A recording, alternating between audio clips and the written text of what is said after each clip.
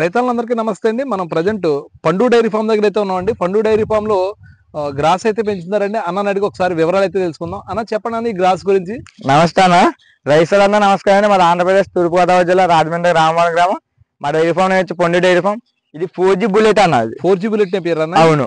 Okay అన్న. ఎన్ని రోజులు అవుతుందన్న వేసి? ఇది వేసి ఒక 4 రోజులు అవుతుంది. నెల అవుతుందన్న? ఓకే అన్న. ఇప్పటికి ఎంత ఎదిగిందన్న? ఇంచుమించు 10 అడుగులు ఎదిగిందన్న? అవును, 10 అడుగులు ఎదిగిందండి.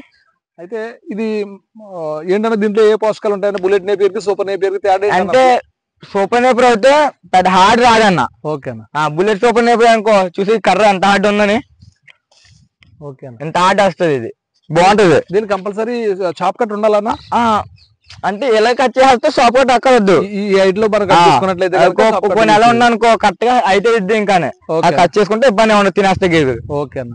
అయితే మనకి బాగా హైట్ ఎదిగితే కనుక ఖచ్చితంగా షాప్ కట్ ఉండాలి అనేది ఉండాలి. షాప్ కట్ ఉంటే బాగుంటుంది, బాగా తింటది. కర్ర వేస్ట్ చేయదు అసలు. ఓకే అన్న. అంటే షాప్ కట్ లేకపోతే అనుకో ఇబ్బంది పడతారు అప్పుడు. అంతా వేస్ట్ అయిపోద్ది.